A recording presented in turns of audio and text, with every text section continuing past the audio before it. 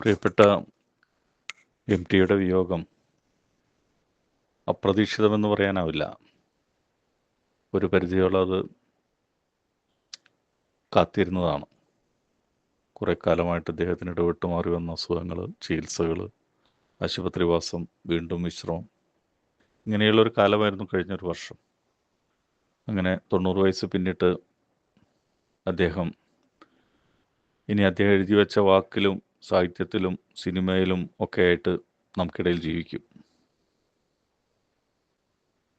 ഈ പ്രായത്തിൽ മരിക്കുമ്പോഴും M tick നിത്യ യൗവനമാണ് വായനക്കാരുടെ മനസ്സിൽ. ഒരു താരുണ്യത്തിൻ്റെ മൂർത്തിമത്ത് രൂപമായിട്ടാണ് വാർദ്ധക്യത്തിലും അദ്ദേഹം നമ്മോട് വിട പറഞ്ഞത്. അത് മറ്റൊന്നുകൊണ്ടുമല്ല, എം ടി ഏതാണ്ട് 7 പതിറ്റാണ്ടോളം നിരന്തരമായി തുടർന്നു വന്ന തൻ്റെ എഴുത്തിൽ അദ്ദേഹം സൃഷ്ടിച്ച നിരവധിയായ കഥാപാത്രങ്ങളും ജീവിത സന്ദർഭങ്ങളുമൊക്കെ നമുക്ക് കാട്ടിത്തന്ന അതിൻ്റെ വശ്യതയിലാണ്. മറ്റൊരർത്ഥത്തിൽ മലയാള സാഹിത്യത്തിൻ്റെയും ഭാഷയുടെയും രണ്ട് കരകളിലൂടെ അനസ്യൂതമായി നിറഞ്ഞൊഴുകിയ മറ്റൊരു പുഴയുടെ പേരാണ് എം ടി. ആ രണ്ടക്ഷരം സാഹിത്യത്തിൻ്റെ തന്നെ, മലയാള സാഹിത്യത്തിൻ്റെ തന്നെ ചുരുക്കെഴുത്തായി മാറി. അത് അധികം പേർക്കില്ലാത്ത, മറ്റാർക്കും അത്രയേറെയൊന്നും അവകാശപ്പെടാനില്ലാത്ത ഒരു വാസ്തവമാണ്. എം ടി അടയാളപ്പെടുത്തിയത് സത്യത്തിൽ തൻ്റെ സൂക്ഷ്മമായ നാടിൻ്റെ ദേശചരിത്രവും അതിലൂടെ ഉയർക്കൊണ്ട ഒരു സംസ്കൃതിയെയുമാണ്. കേരളത്തിൻ്റെ പ്രകൃതി ഭംഗി, അതിൻ്റെ ഋതുമാറ്റങ്ങൾ, അതിൻ്റെ ഭാവപ്പകർച്ചകളൊക്കെ ഇത്ര അടുത്തും ദൂരെയിൽ നിന്ന് കണ്ട, എഴുത്തിലൂടെ അതിനെ ദൃശ്യവൽക്കരിച്ച എഴുത്തുകാർ കുറവാണ്. വളരെ വിഷ്വലൈസേഷൻ, അതിൻ്റെ ഭാവാത്മകമായ തലത്തിൽ നിന്നുകൊണ്ട് തന്നെ ഒരു കാഴ്ചയുടെ തലത്തിലേക്ക് വാക്കുകളെ സന്നിവേശിപ്പിച്ചു എന്നിടത്താണ് ഒരുപക്ഷെ എം ടിയിലെ ഭാഷ മറ്റുള്ളവരെ അതിശയിപ്പിച്ചത്, വായനക്കാരെ അതിലേക്ക് കൂട്ടിക്കൊണ്ടുവന്നത്, വായനക്കാരെ അതിൻ്റെ രഹസ്യങ്ങളിലേക്ക് അവരറിയാതെ വീഴ്ത്തിയത്. അതുകൊണ്ട് തന്നെയാണ് ഓരോ വായനക്കാരനും അത് അവരുടേതാണ്, അവരുടെ ജീവിതമാണ്, അവരുടെ അനുഭവമാണ്, ഇത് എൻ്റേതാണ് എന്ന തലത്തിൽ എം ടിയുടെ കഥാലോകത്തിലൂടെ സഞ്ചരിച്ചത്. ഇത്രമാത്രം തന്മയീഭവം, ഇത്രമാത്രം താതാത്മ്യം, ഇത്രമാത്രം ആ കഥാപാത്രങ്ങളുമായിട്ട് തൻ്റെ തന്നെ ജീവിതത്തെ കൂട്ടിക്കെട്ടുന്ന ഒരു അനുഭവ തലം അധികം എഴുത്തുകാർ ഉണ്ടാക്കിയിട്ടില്ല. അതായിരുന്നു എം ടിയുടെ എഴുത്തിൻ്റെ ഒരു വലിയ ശേഷിയും കരുത്തും, അതിൻ്റെ ഭംഗിയും അതിൻ്റെ ആർജവത്വവും, അങ്ങനെ എല്ലാം. എന്താണോ അതെന്ന് മറ്റുള്ളവരൊക്കെ പല കാലങ്ങളിൽ പല തലങ്ങളിൽ വിസ്തരിച്ചു കൊണ്ടിരിക്കുന്ന അതിൻ്റെ കാന്തിക ഭംഗി. എം ടിയുടെ അതിവിസ്തൃതമായ രചനാലോകത്തെപ്പറ്റി ഒന്ന് ഓടിച്ചു പറയാൻ പോലും ഇത്തരത്തിലുള്ള ചടങ്ങുകളിൽ അല്ലെങ്കിൽ ഇത്തരത്തിലുള്ള സന്ദർഭങ്ങളിൽ കഴിയില്ല എന്ന് നമുക്കൊക്കെ അറിയാം. കാരണം അതിൻ്റെ വൈവിധ്യം, അതിൻ്റെ വിസ്തൃതിയൊക്കെ അതിഗംഭീരമാണ്, ഗഹനമാണ്. ഓരോ സന്ദർഭത്തെയും ഓരോ കഥയെയും തന്നെ അടർത്തിയെടുത്ത് അതിൻ്റെ കഥാപാത്രങ്ങളുടെ സ്വഭാവം, വ്യക്തിസവിശേഷത, സാമൂഹ്യമായിട്ടുള്ള അതിൻ്റെ ഇടർച്ചകൾ, സംഘർഷങ്ങൾ, ഇതൊക്കെ വേണമെങ്കിൽ ഓരോ പുസ്തകവും തന്നെ എടുത്ത് നമുക്ക് ചർച്ച ചെയ്യേണ്ടതായിട്ടുണ്ട്. അപ്പോൾ നമുക്ക് ഏറെക്കുറെ ആ സാഹിത്യത്തിലൂടെ, എഴുത്തിലൂടെ ഒന്ന് ഓടിച്ചു പോകുക, എല്ലാവരുടെ മനസ്സിലേക്കും ചില ഓർമ്മകളെ കടത്തിവിടുക എന്നത് മാത്രമാണ് ഇത്തരം അനുസ്മരണ ദിനങ്ങളിൽ, സന്ദർഭങ്ങളിലൊക്കെ നമുക്ക് ചെയ്യാൻ കഴിയുന്നത്. അതിലാദ്യമായിട്ട് എനിക്ക് തോന്നിയത് പറയേണ്ടത്, ഈ വായനക്കാരെ തൻ്റെ ഒപ്പം ഇങ്ങനെ നിശബ്ദ കഥാപാത്രങ്ങളായിട്ട് കൂട്ടുന്ന ഈ സർഗാത്മകതയുടെ രാസക്രിയ, അതിൻ്റെ അടിസ്ഥാനം ഒരിക്കൽ എം ടിയുമായിട്ട് പല സന്ദർഭങ്ങളിൽ അടുത്ത് ഇടപഴകാനും സംസാരിക്കാനും ഒപ്പം യാത്ര ചെയ്യാനും ഒക്കെ എനിക്ക് സാധിച്ചിട്ടുണ്ട്. അതൊരു ചില എന്താ പറയുക, ചില ഭാഗ്യങ്ങൾ, എഴുത്ത് ജീവിതത്തിൽ എൻ്റെ പരിമിതമായ ചെറിയ എഴുത്തുകൊണ്ട് കിട്ടിയ ചില സൗഭാഗ്യങ്ങൾ. ആ ഘട്ടങ്ങളിലൊക്കെ ചിലപ്പോൾ അഭിമുഖങ്ങളായിട്ട് എം ടിയുടെ മുന്നിൽ സംഭാഷണത്തിന് വേണ്ടി ഇരുന്നിട്ടുണ്ട്. മണിക്കൂറുകളോളം അദ്ദേഹം ഒരു മടിപ്പില്ലാതെ ഇരുന്നിട്ടുണ്ട്.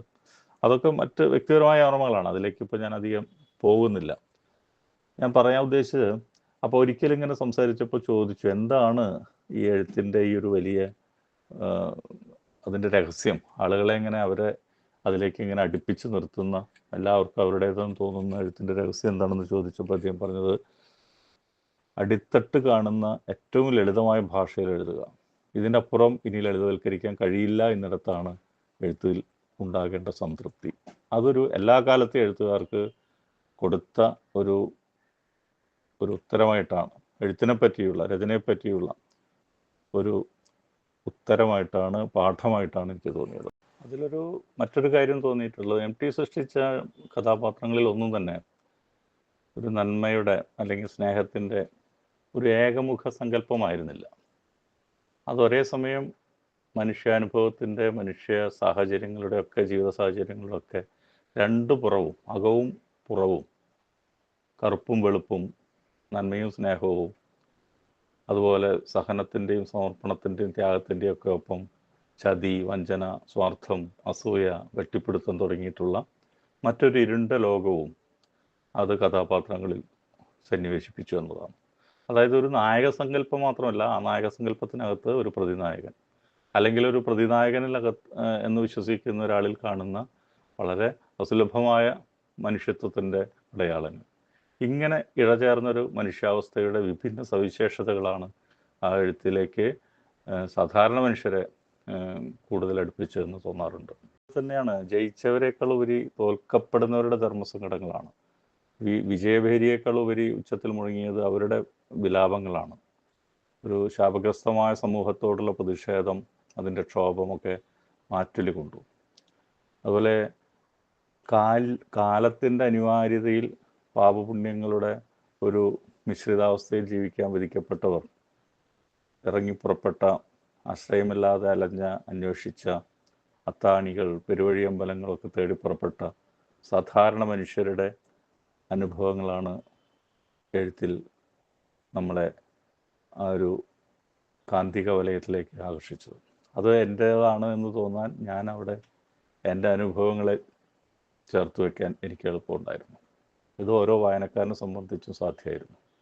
അങ്ങനെ അവരുടേതായി മാറി കഥകൾ, അവരുടെ സ്വന്തമായി. അവർക്ക് ആ കഥയോടും കഥാസന്ദർഭങ്ങളോടൊക്കെ വളരെ അതുവരെ ഇല്ലാത്തൊരു ഇൻറ്റിമസി ഫീൽ ചെയ്തു.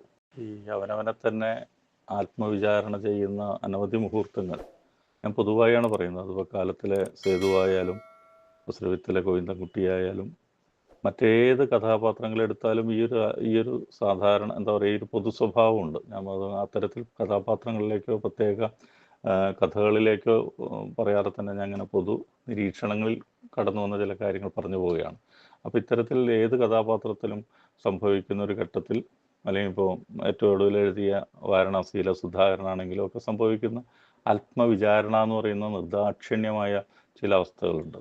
അതിൽ ഉപയോഗിക്കുന്ന വാക്കുകളുടെ ചില ചാട്ടുളി പ്രയോഗങ്ങൾ, അത് രണ്ടാമൂഴത്തിൽ വളരെയേറെയുണ്ട്. എപ്പോഴും നമുക്ക് കാണുന്നതാണ്. നമ്മൾ അറിഞ്ഞുകൊണ്ട് ചെയ്യുന്ന തെറ്റുകൾ, അറിഞ്ഞുകൊണ്ട് ചെയ്യുന്ന പാവങ്ങൾ, അത് ഒരു ചെറിയ വിജയത്തിന് വേണ്ടിയാണെന്നുള്ള തികഞ്ഞ ബോധ്യം, എന്നിട്ട് ആ വിജയം കയ്യിൽ കിട്ടുമ്പോൾ ഒന്നുമല്ലെന്ന് തിരിച്ചറിയുന്നൊരു നിഷ്ഫലത. അങ്ങനെ ഒരു വാക്കിൽ തന്നെ 1000 വരികളുടെ ശക്തി സൗന്ദര്യത്തെ വളരെ ഭാവഭദ്രമായി ആവാഹിക്കുക, അതൊരു ആവാഹനക്രിയ പോലെ തന്നെ ആവാഹിക്കാനുള്ള ഒരു എഴുത്തച്ഛൻ്റെ അല്ലെങ്കിൽ ഒരു പെരുന്തച്ഛൻ്റെ കരവിരുതാണ്.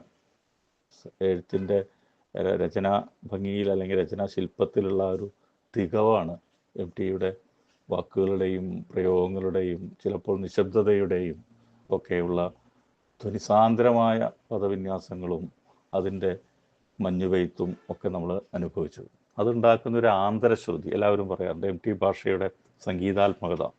അത് ബോധപൂർവം ഉണ്ടാക്കുന്നതല്ല, ഇത്തരത്തിലുള്ള വളരെ ജൈവികമായിട്ടുള്ള പദങ്ങളുടെ ചില ചേരുവകൾ, ചില സൂക്ഷ്മ പ്രയോഗങ്ങൾ ഒക്കെ ഉണ്ടാക്കുന്ന വളരെ ഒരു ആന്തരശ്രുതിയാണത് ഈ സംഗീതാത്മകത. അത് വായനയിൽ ഇങ്ങനെ അറിയാതെ നമ്മുടെ അകത്തേക്ക് ഇങ്ങനെ ഒരു എക്താര പോലെ, ഒരു ഒറ്റക്കമ്പിനാദം പോലെ ഏകാന്തതയിലേക്ക് കയറി വരുന്ന ഒരു അനുഭവമായിട്ട് മാറുകയും ചെയ്യും. മറ്റൊരു കാഴ്ചപ്പാട് ഈ സ്വാതന്ത്ര്യത്തിന് ശേഷം വന്ന തലമുറ അഭിമുഖീകരിച്ച വളരെ നിരാശാഭരിതമായൊരു ചുറ്റുപാടുണ്ട് ഇന്ത്യൻ സാഹചര്യത്തിൽ, പ്രത്യേകിച്ച് കേരളത്തിൽ.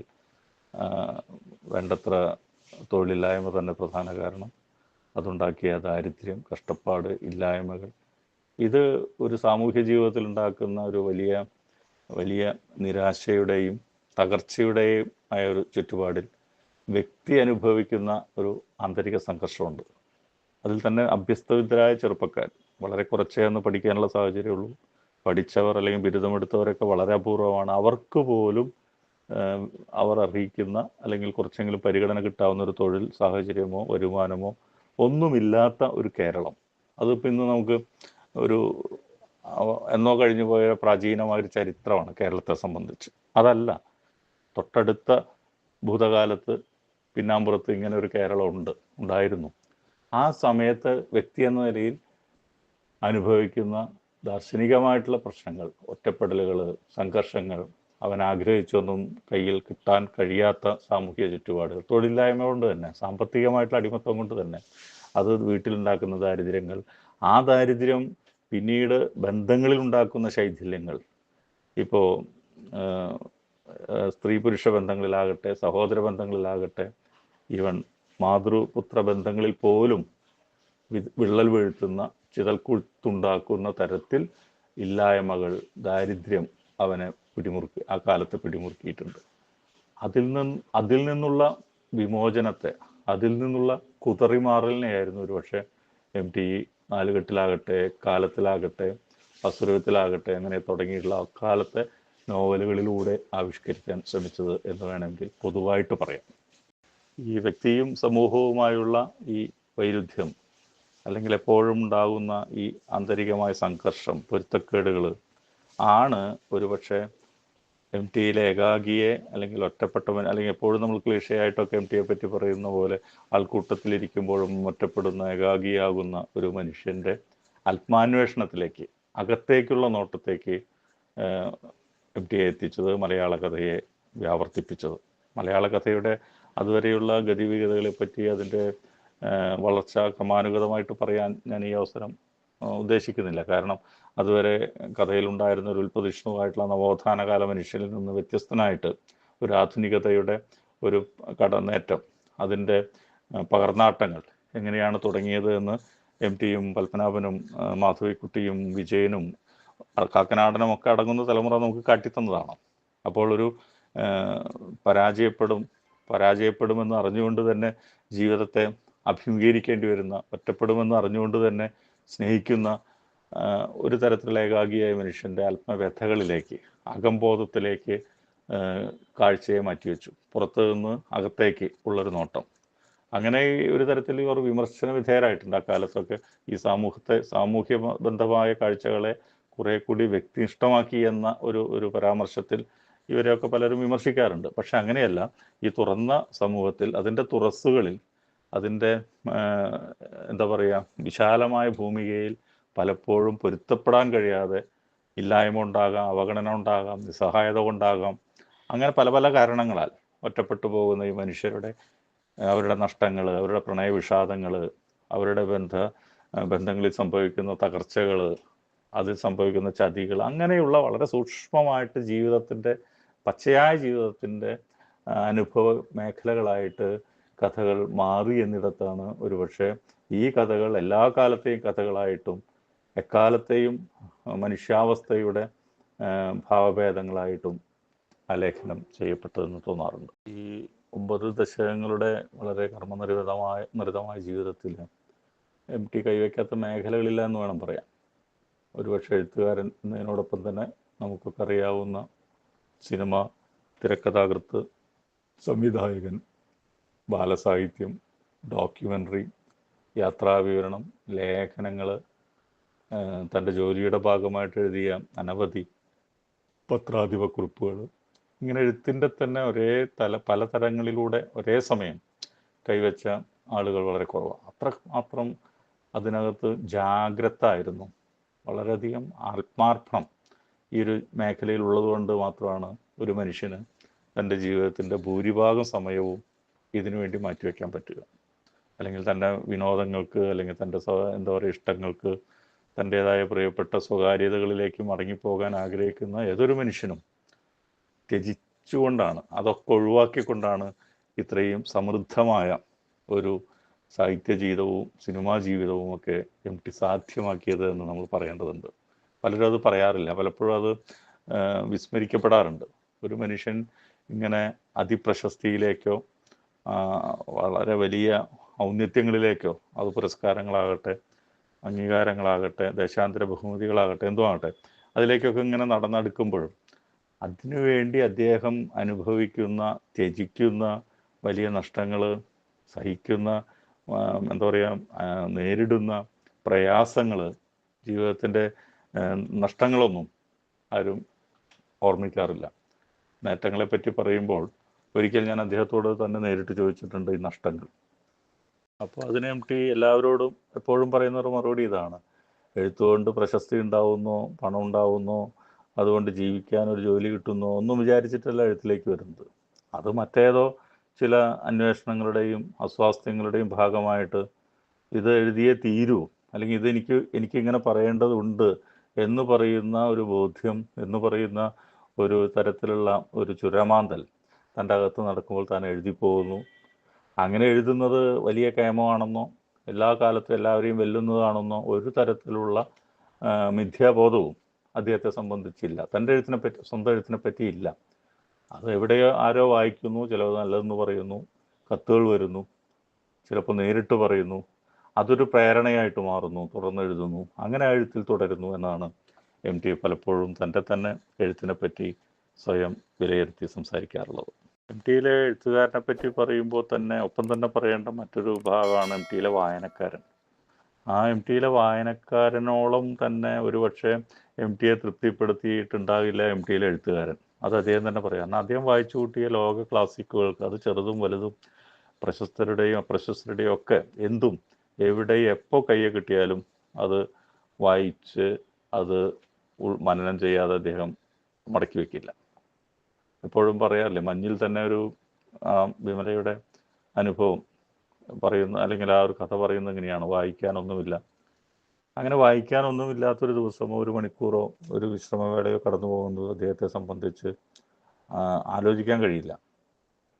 അതാണ് വായനയോടുള്ള ഒരു വലിയ കമ്മിറ്റ്മെൻറ്റ്. അത് പുതിയ എഴുത്തുകാരുടെ പുതിയ പുസ്തകങ്ങളായാലും ശരി, പുതിയ കഥകളായാലും ശരി, മഹാരഥന്മാരായിട്ടുള്ള വലിയ എഴുത്തുകാരുടെ മാസ്റ്റർ പീസുകളായാലും ശരി, ഒരേ മാനസിക ഭാവത്തിൽ വായിക്കുന്നു, തൻ്റേതായ ചില വിലയിരുത്തലുകൾ അതിനെക്കുറിച്ച് നടത്തുന്നു എന്നതാണ്. അപ്പോൾ വായനയെ ഇത്രമാത്രം ഒരു സമ്പത്തായിട്ട്, ഒരു നിധിയായിട്ട് കരുതുന്ന, അതിനകത്ത് അഭിരമിക്കുന്ന പുസ്തകങ്ങൾക്ക് വേണ്ടിയുള്ള അന്വേഷണങ്ങൾ, അലച്ചിലുകൾ, അത് പലപ്പോഴും എം ടി തന്നെ പല സ്ഥലങ്ങളിലൊക്കെ എഴുതിയിട്ടുണ്ട്. ചില യാത്രകളിലൊക്കെ, വിദേശ യാത്രകളിൽ, അല്ലെങ്കിൽ ഇന്ത്യയുടെ തന്നെ മറ്റ് കൽക്കട്ട, ഡൽഹി, ബോംബെ തുടങ്ങിയുള്ള നഗരങ്ങളിലൊക്കെ പല കാര്യങ്ങൾക്കായി അദ്ദേഹം പോകുമ്പോൾ അദ്ദേഹം ആദ്യം ചെന്ന് നോക്കുക അവിടുത്തെ പുസ്തകശാലകളാണ്. പുസ്തകം വാങ്ങുക, അതിൽ തന്നെ ഏറ്റവും ഒരുപക്ഷെ മറ്റാരും അറിയാത്ത, അതുവരെ കേട്ടിട്ടില്ലാത്ത പുസ്തകങ്ങളൊക്കെ അദ്ദേഹം കൊണ്ടുവന്ന് വായിച്ച് അതിനെപ്പറ്റി പറയുമ്പോഴാകും മലയാളി ആദ്യമായിട്ട് കേൾക്കുക.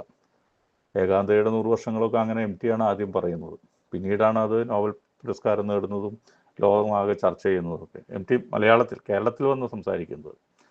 അപ്പോൾ അത്തരത്തിലുള്ള ഒരു കാഴ്ചപ്പാട് വായനയെപ്പറ്റിയും എഴുത്തിനെ പറ്റിയും ഒപ്പം എം ടി സൂക്ഷിച്ചിരുന്നു എന്നത് എടുത്തു പറയേണ്ട ഒരു കാര്യമാണ്.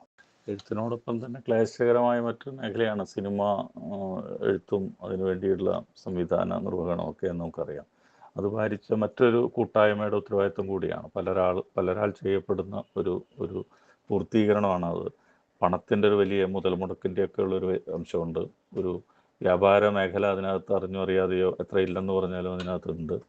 അത് കൂടുതൽ പ്രേക്ഷകരിലേക്ക് എത്തേണ്ടതുണ്ട്, അതിൻ്റെ വിൽപ്പനയുണ്ട്. അപ്പോൾ അത്തരത്തിലുള്ള ഒരു മേഖലയിലേക്കും എം ടി കടന്നു ചെല്ലുന്നത് തൻ്റെ ഈ ഭാരിച്ച ചുമതലാബോധത്തോടു കൂടി തന്നെയാണ്. ഒരിക്കലും അതിൽ അവിടെ ഒരു കോംപ്രമൈസ്, അല്ലെങ്കിൽ വിട്ടുവീഴ്ചകൾ, അല്ലെങ്കിൽ ഒരു വ്യാപാര വിജയത്തിന് വേണ്ടി ചില തന്ത്രങ്ങൾ ഒരുക്കുക, അതിനു വേണ്ടി നിന്നു കൊടുക്കുക, അല്ലെങ്കിൽ അതിന് വശപ്പെടുക എന്നൊരു രീതി എം ടിയെ സംബന്ധിച്ചില്ല. തൻ്റെ എഴുത്തിൽ അദ്ദേഹം പുലർത്തിയ നിഷ്ഠയും ആ തരത്തിലുള്ള ബോധ്യങ്ങളും തന്നെയാണ് തൻ്റെ സിനിമകളിലും അദ്ദേഹം അനുവർത്തിച്ചത്. അതിന് പറ്റുന്നവരുമായിട്ട് മാത്രം അദ്ദേഹം ചേർന്ന് പോയി.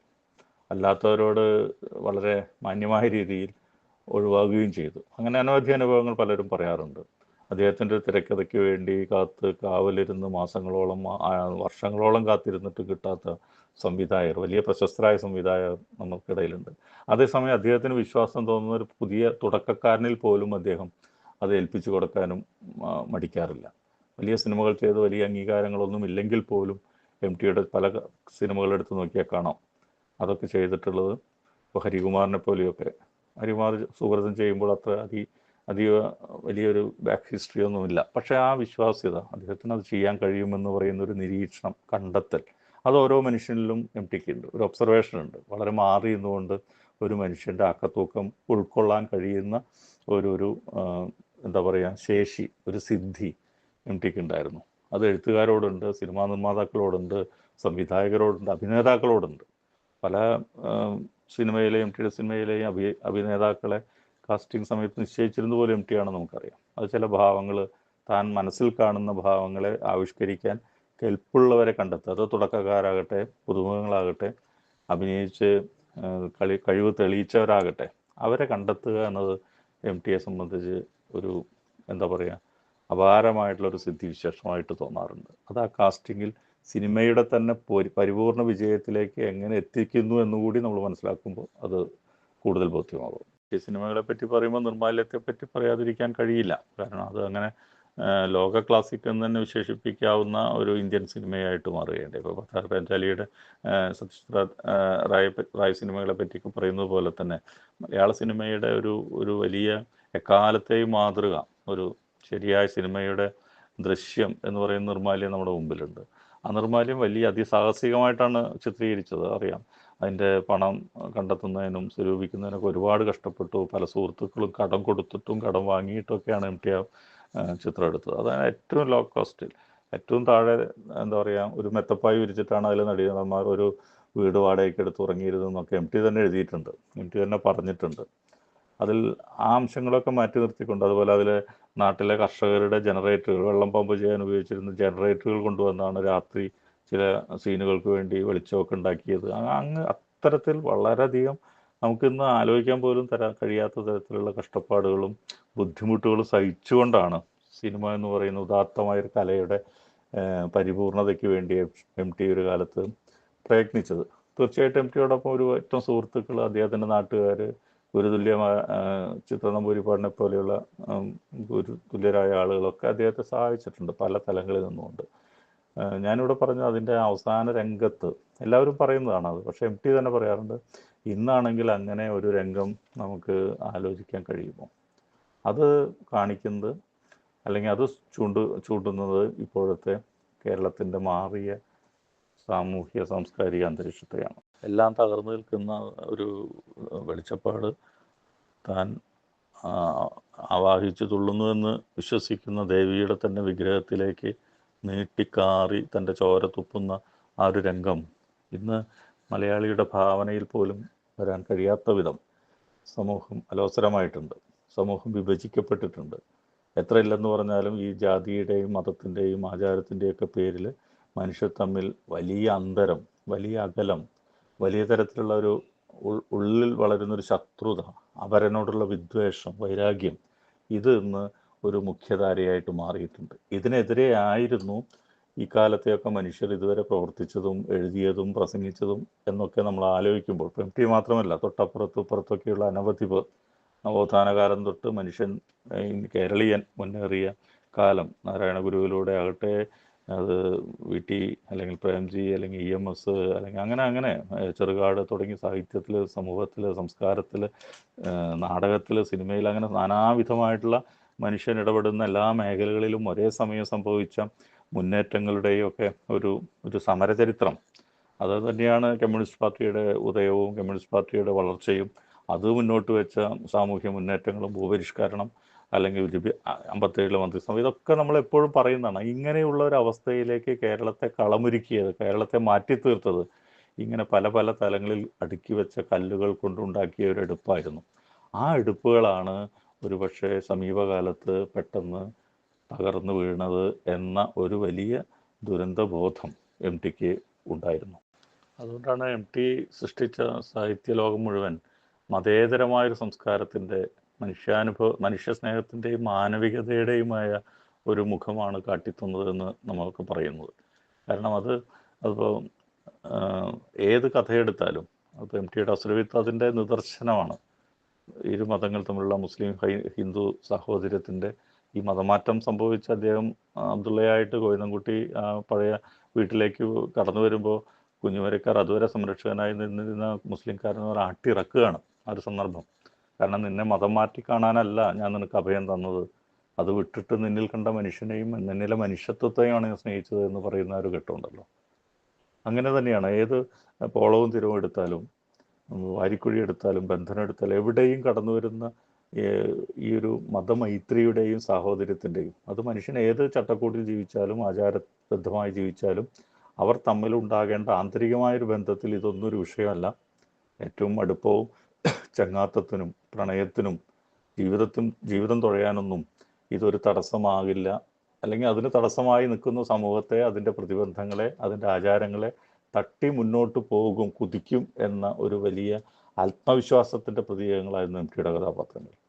നാലുകെട്ടിലെ തന്നെ അപ്പുണ്ണി തൻ്റെ അമ്മയുടെ മറ്റൊരു ജീവിതത്തിലേക്ക് വരാൻ പോകുന്ന ഒരാളെ കൂട്ടിക്കൊണ്ടുവരികയാണ്. അത് ഇന്നത്തെ ഒരു നായക സങ്കല്പത്തിന് ആലോചിക്കാൻ കഴിയില്ല. ഈ ഇരുട്ടും വെളിച്ചവും കിടക്കാത്ത ഇരുണ്ട ഇടനാഴികൾ പൊളിച്ച് പുതിയ പുര പണിയണമെന്ന് നാലുകെട്ട് അങ്ങനെ അടിസ്ഥാനപരമായിട്ട് ഇല്ലാതാകണമെന്നും വളരെ കൃത്യമായ രാഷ്ട്രീയ ബോധ്യത്തോടു കൂടിയാണ് എം ടി എഴുതുന്നത്. അത് പക്ഷേ നമ്മൾ ഉദ്ദേശിക്കുന്ന തരത്തിൽ വളരെ ഉപരിപ്ലവമായിട്ടുള്ള മുദ്രാവാക്യ സഹജമായ ഒരു സൂചനകളിലല്ല, മറിച്ച് കഥയുടെ ആന്തരിക ഘടനയിൽ അതിൻ്റെ ജൈവാംശങ്ങളിൽ പറ്റിച്ചേർന്നുകൊണ്ടുള്ള രാസപ്രക്രിയ പോലെ, രാസപരിണാമങ്ങൾ പോലെയാണ് ആ ഒരു സംഭവങ്ങൾക്ക് വളർച്ചയും വികാസവും അന്ത്യവും ഒക്കെ ഉണ്ടാകുന്നത്. അതാണ് എം ടിയിലെ എഴുത്തിൻ്റെ എന്താ പറയുക ഒരു ചാതുര്യം, അതിൻ്റെ മിടുക്ക്, അല്ലെങ്കിൽ അതിൻ്റെ കയ്യൊതുക്കം, അല്ലെങ്കിൽ ക്രാഫ്റ്റിലെ അല്ലെങ്കിൽ ഭാവത്തിലെ ഒക്കെയുള്ള ആവിഷ്കാര സിദ്ധിയുടെ അപാരമായിട്ടുള്ള ചാരുത. അല്ലെങ്കിൽ അത് കേവലം പൊള്ളയായിട്ടുള്ള ചില ആശയ പ്രചാരണത്തിൻ്റെ ഭാഗമായിട്ട്, പ്രചാരണോപാധിയുടെ ഭാഗമായിട്ട് കുറച്ചു കാലം വായിക്കപ്പെടുകയും പിന്നീട് സ്വമേധയാ തിരസ്കാരങ്ങളിലേക്കും മറവുകളിലേക്കും തള്ളിപ്പോവുകയും ചെയ്യുമായിരുന്നു. അങ്ങനെ പോകാത്തതിൻ്റെ കാരണം നേരത്തെ പറഞ്ഞതുപോലെ പല തലമുറകളാൽ എം ടിയുടെ കഥകളും നോവലുകളും ഇന്നും പുതിയ തലമുറയും വായിക്കുന്നു, വായിക്കാൻ ആഗ്രഹിക്കുന്നു, ചർച്ച ചെയ്യുന്നു എന്നതിൻ്റെ അടിസ്ഥാന കാരണം ഈ ഒരു മികവാണ്. കാരണം എഴുത്തിൽ കോംപ്രമൈസ് ഇല്ല. എഴുത്തിലൂടെ കൃത്യമായി ഇന്ന ആശയം നേരത്തെ കൂട്ടി മുൻബോധ്യങ്ങളിലൂടെ ചർച്ച ചെയ്യണം എന്ന ഒരു ലക്ഷ്യവുമല്ല, മറിച്ച് എഴുത്തിൽ സംഭവിക്കുന്ന വളരെ സ്വാഭാവികമായ ജൈവ പരിണാമങ്ങളുടെ ഭാഗമായുള്ള ഓർഗാനിക്കായിട്ടാണ് കഥാപാത്രങ്ങൾ ഉണ്ടാവുന്നതും കഥാപാത്രങ്ങൾ വളരുന്നതും അവർ തമ്മിൽ ഇടയുന്നതും പുതിയ ബന്ധങ്ങൾ ഉണ്ടാവുന്നതൊക്കെ. അപ്പോൾ അതിൻ്റെ സത്യസന്ധത, അതിൻ്റെ ആത്മാർത്ഥത പച്ചയായ മനുഷ്യനിൽ നമുക്ക് നേരിട്ട് കാണാൻ കഴിയുന്നു. ആ മുഹൂർത്തങ്ങളെ നമുക്ക് ഈ സാഹിത്യത്തിൽ കാണാൻ കഴിയുന്നു. അങ്ങനെ ഉണ്ടാകുന്ന ഒരു സമരസപ്പെടലാണ് ഈ എഴുത്തിനെ എക്കാലത്തേക്ക് നിലനിർത്തുന്ന എഴുത്തായിട്ട് മാറ്റുന്നത്. ഒരു കാലത്തിൻ്റെ അല്ലാതെ കാലത്തിൻ്റെ എല്ലാ പടിവാതിലുകളും കടന്ന് കാലാതീതമായി പോകുന്ന ഒരു എഴുത്തിൻ്റെ വലിയ തുറസിലേക്ക്, വലിയ സരണിയിലേക്ക് എം ടി കടന്നു പോകുന്നത് ഈ എഴുത്തിൽ സൂക്ഷിച്ച വളരെ കോംപ്രമൈസ് ഇല്ലാത്ത സത്യസന്ധതയും ആവിഷ്കാര ബാധ്യതയുമാണ്. അത് മുൻനിശ്ചിതമല്ല, അത് സ്വാഭാവികമായിട്ട് എഴുത്തിൽ സംഭവിക്കുന്ന രാസപ്രക്രിയയാണ്, അതിൻ്റെ അനുഭൂതി മണ്ഡലങ്ങളാണ്. അതുകൊണ്ടാണ് അത് എൻ്റെ അനുഭവമായിട്ട് മറ്റൊരു വായനക്കാരൻ അവൻ്റെ ഉള്ളിലേക്ക് ഏറ്റെടുക്കുന്നതും തലമുറകളായിട്ട് ആരും നിർബന്ധിക്കപ്പെടാതെ തന്നെ എം ടിയെ വായിക്കാൻ പ്രേരിപ്പിക്കുന്നതും. ടി പത്രാധിപരായിരുന്നപ്പോഴാണ് മലയാള സാഹിത്യത്തിലെ ഒരു ബ്രേക്ക് ത്രൂ ആയിട്ടുള്ള ആധുനികതയുടെ ഒരു തള്ളിക്കയറ്റം ഉണ്ടാവുന്നത്. അത് മനസ്സിലാക്കുന്നത് എം ടിയുടെ സാഹിത്യ അഭിരുചിയോ അദ്ദേഹത്തിൻ്റെ ആഭിമുഖ്യമോ അദ്ദേഹം എഴുതുന്ന താല്പര്യങ്ങളോ ആയിരുന്നില്ല അദ്ദേഹം മറ്റെഴുത്തുകാരിൽ അന്വേഷിച്ചതും കാണാൻ ആഗ്രഹിച്ചതും. അതാണ് എം പി നാരായണപിള്ള, സക്കറിയ, മുകുന്ദൻ, പുനത്തിൽ, കാക്കനാടൻ, സേതു, കെ പി നിർമ്മൽകുമാർ, മേതിൽ തുടങ്ങിയിട്ടുള്ള ഒരു വലിയ നിര എക്കാലത്തെയും മലയാളിയുടെ അഭിമാനങ്ങളായി പിന്നീട് മാറിയ എഴുത്തുകാരെ എം ടിയിലൂടെയാണ് കടന്നു വന്നത് എന്ന് നമ്മൾ ഓർക്കേണ്ടതുണ്ട്. അവിടെ ഒരു സങ്കുചിത മനസ്സിന് അത് സാധിക്കില്ല. പലപ്പോഴും പല വിമർശനങ്ങളും എം ടിയെ പറ്റി കേൾക്കുമ്പോൾ തോന്നാറുണ്ട്, ഈ എഴുത്തുകാരൊക്കെ തന്നെ പറയാറുണ്ട്, ഞങ്ങളുടെ എല്ലാ മാസ്റ്റർ പീസുകളും, ഇപ്പോൾ ഖസാക്കിൻ്റെ ഇതിഹാസം, മയ്യഴിപ്പുഴയുടെ തീരങ്ങൾ, സ്മാരകശിലകൾ, പാണ്ഡവപുരം, സൂര്യവംശം തുടങ്ങി മലയാള നോവലിലെ എക്കാലത്തെയും മാസ്റ്റർ പീസുകളൊക്കെ പ്രസിദ്ധീകരിക്കപ്പെട്ടത് എം ടി പത്രാധിപരായിരുന്നപ്പോഴാണെന്ന് ഓർക്കേണ്ടതുണ്ട്. മാത്രമല്ല ലളിതാംബിക അന്തർജനത്തിൻ്റെ അഗ്നിസാക്ഷിക്കൊക്കെ പരസ്യവാചകം എഴുതുന്നത് പോലും ആ പത്രാധിപരായിരുന്നു. അപ്പം എത്രമാത്രം എഴുത്തിനോടുള്ള തൻ്റെ സ്നേഹം, തൻ്റെ പ്രതിപത്തി, തൻ്റെ ആദരവ് അദ്ദേഹം സൂക്ഷിച്ചിരുന്നു എന്ന് നമ്മൾ മനസ്സിലാക്കേണ്ടതുണ്ട്. ഒരിക്കലും ഒരു പത്രാഫീസിലും ഒരു പത്രാധിപർ ഇരുന്നിട്ട് പരസ്യവാചകം എഴുതി കൊടുക്കേണ്ടതില്ല. ഒരു തൊഴിൽ അധിഷ്ഠിതമായിട്ട് നമ്മൾ അതിനെ കാണുമ്പോൾ അതൊക്കെ മറ്റു മേഖല പരസ്യവും ഒക്കെ ചെയ്തു പോകേണ്ടത്. പക്ഷെ ഇവിടെ എഴുത്തിനോടുള്ള തൻ്റെ തീരാത്ത തരത്തിലുള്ള ഒരു കടപ്പാടും അതിനോടുള്ള ആരാധനയുമാണ്, എഴുത്തുകാരോടുള്ള സ്നേഹമാണ് എം ടി തൻ്റെ ചുമതലയായിട്ട് മാറ്റിക്കണ്ടതും ചെയ്ത് നിർവഹിച്ചതും എന്നും കൂട്ടത്തിൽ പറയേണ്ടതുണ്ട്. അതുപോലെ തന്നെയാണ് എം ടിയുടെ പ്രസംഗങ്ങൾ, പ്രഭാഷണങ്ങൾ. അദ്ദേഹം അങ്ങനെ ഓടി നടന്ന് പ്രസംഗിച്ചിരുന്ന ഒരാളല്ല എന്ന് നമുക്കൊക്കെ അറിയാം. അദ്ദേഹത്തിൻ്റെ പ്രസംഗിക്കാനോ അദ്ദേഹത്തിനോ ചടങ്ങിലേക്ക് കിട്ടുക എന്നത് തന്നെ വലിയ കാര്യമാണ്. ഒരുപാട് ആലോചനകൾക്ക് ഒന്ന് അദ്ദേഹത്തിൻ്റെ സമയക്കുറവാണ്. പലപ്പോഴും ഈ നേരത്തെ പറഞ്ഞ മാതിരി പല തലങ്ങളിൽ ഒരേ സമയം വ്യാപരിക്കുന്ന ഉത്തരവാദിത്വം കൂടുതലുള്ള ജോലികളിൽ ഇരിക്കുന്ന ഒരാളെ സംബന്ധിച്ച് കുറച്ച് സമയം, മണിക്കൂറുകൾ മാറി ഒരു സ്ഥലത്തേക്ക് യാത്ര ചെയ്ത് അവിടെ പ്രസംഗിക്കുക, മടങ്ങിപ്പോരുക എന്നതൊക്കെ വളരെ ബുദ്ധിമുട്ടുള്ള കാര്യമാണ്. അപ്പം അതുകൊണ്ട് തന്നെ അദ്ദേഹം അത്തരം കാര്യങ്ങളിൽ വലിയ ഒരു കരുതൽ സൃഷ്ടിച്ചിരുന്നു. എല്ലായിടത്തേക്കും അങ്ങനെ വിളിച്ചാൽ എം ടിയെ കിട്ടില്ല എന്ന് കേരളത്തിലെ ഒരുവിധ സംഘാടകർക്കും അറിയാമായിരുന്നു. അതേസമയം അദ്ദേഹം വിദേശങ്ങളിലടക്കം ഇന്ത്യയുടെ മറ്റ് നഗരങ്ങളിലൊക്കെ ഉണ്ടാകുന്ന മലയാളി കൂട്ടായ്മകളിലും സാഹിത്യ സമ്മേളനങ്ങളിലൊക്കെ പോകാറുണ്ട്, സഞ്ചാരിയായിട്ട് പോകാറുണ്ട്, പ്രഭാഷകനായിട്ട് പോകാറുണ്ട്. നമ്മുടെ നാട്ടുംപുറങ്ങളിലും അദ്ദേഹം വന്ന് സംസാരിക്കാറുണ്ട്. അതതിൻ്റെ വലിപ്പച്ചെറുപ്പം നോക്കിയിട്ടല്ല. ഒരേ സമയം തന്നെ വിദേശ യൂണിവേഴ്സിറ്റികളിൽ പോയി ക്ലാസ് എടുക്കുന്ന എം ടി നാട്ടുംപുറത്തെ വായനശാലകളിലും ചിലപ്പോൾ വന്ന് പ്രസംഗിച്ചു തന്നിരിക്കും. അതിനോടുള്ള എന്താ പറയുക, ഒരു വലിയ തുറന്ന മനസ്സിൻ്റെ ഒരു വിശാലതയാണ് അത് കാണിക്കാറുള്ളത്. അതേസമയം വാക്കുകൾ അമിത ഘോഷത്തിനോ അതിപ്രശസ്തിക്കോ വേണ്ടി എം ടി ഉപയോഗിക്കാറില്ല. ആവശ്യമുള്ളതും എഴുത്തുപോലെ തന്നെ കൃത്യമായിട്ട് കുറച്ച് കാര്യങ്ങൾ കൂടുതലായിട്ട് പറയുക എന്നതായിരുന്നു അദ്ദേഹത്തിൻ്റെ ഒരു രീതി. സാമൂഹ്യ വിഷയങ്ങളോട് എപ്പോഴും അങ്ങനെ പെട്ടെന്ന് പ്രതികരിക്കാറില്ല എന്നുള്ള വിമർശനങ്ങളൊക്കെ പലപ്പോഴും നേരിട്ടിട്ടുണ്ട്. അപ്പോൾ എം ടി അങ്ങനെ മൗനിയായിരിക്കും. എം ടി പല കാര്യങ്ങളും ചിലപ്പോൾ കേട്ടതായിട്ട് ഭാവിക്കാറില്ല, ഒന്നും മറിച്ച് പറയാറില്ല. അതതിൻ്റെ പാട്ടിൽ പോട്ടെ എന്നുള്ള മട്ടിലുള്ള ഒരു വലിയ കരുത്ത് നിറഞ്ഞൊരു മൗനത്തിലാണ് എം ടി നിൽക്കാറ്. അത് മറ്റൊന്നുകൊണ്ടുമല്ല, എപ്പോഴും പ്രതികരിച്ച് എപ്പോഴും പറഞ്ഞ് തൻ്റെ വാക്കിൻ്റെ വില ഇല്ലാതാക്കണ്ട എന്ന് മനസ്സിലാക്കിയിട്ടുള്ള ഒരു എഴുത്തുകാരനാണ് അദ്ദേഹം. അതേസമയം ഇപ്പോൾ ഫാസിസത്തെ പറ്റി പറയുമ്പോഴോ എപ്പോഴും പഴയ ജർമ്മൻ യാത്രയുടെ പശ്ചാത്തലവും ബുഹൻവാൾഡിലും ആഷ്വിറ്റ്സിലും കണ്ട മനുഷ്യക്കുരുതിയുടെ ചോരമണുത്തിരുന്ന ദൃശ്യങ്ങളെപ്പറ്റിയും ആവർത്തിച്ച് പറയാൻ എം ടിക്ക് ഒരു മടിയുണ്ടായിരുന്നില്ല. അതാണ് നാസി ഫാസിസത്തിൻ്റെ നിഷ്കരുണമായ, മനുഷ്യത്വരഹിതമായ, അവിടെ തലയോട്ടികളെ പേപ്പർ വെയ്റ്റുകളാക്കി വെക്കുന്ന പുതിയ വിനോദസഞ്ചാരത്തിൻ്റെയൊക്കെയുള്ള ചില വൈരുദ്ധ്യങ്ങൾ, മനുഷ്യനോടും ജീവിതത്തോടും കാട്ടിക്കൂട്ടുന്ന ഈ പെക്കോലങ്ങൾ, അതിനെപ്പറ്റിയൊക്കെ എം ടി വാചാലമായിട്ട് പ്രസംഗിക്കാറുണ്ട്. അതുതന്നെയാണ് വിവാദങ്ങളിൽ നിന്ന് മാറി നിൽക്കുമ്പോഴും ഇപ്പോൾ മുത്തങ്ങ പോലെയുള്ളൊരു വിഷയത്തിൽ ഡയറക്റ്റായിട്ട് അദ്ദേഹം പോയി സംസാരിക്കേണ്ടത്. ആദിവാസികളെ, പാവപ്പെട്ടവരെ പോലീസ് വെടിവെച്ചപ്പോൾ, അതുപോലെ ഇന്ത്യയുടെ മൈത്രിയുടെ മഹാസ്തംഭമായിരുന്ന ബാബറി മസ്ജിദ് തകർക്കപ്പെട്ടപ്പോൾ, അതുപോലെ കേരളത്തിൽ തന്നെ ചില പ്രത്യേക വിഷയങ്ങളെ ചൊല്ലി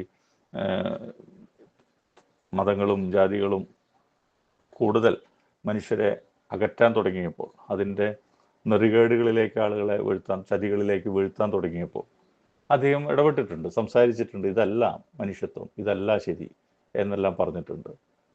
അങ്ങനെ ഓരോ കൃത്യമായ സന്ദർഭത്തിലും അറിഞ്ഞുകൊണ്ട് ഇടപെട്ടിരുന്ന, അതിൽ മടിയില്ലാതെ, അതിൽ മുഖം നോക്കാറുമില്ല.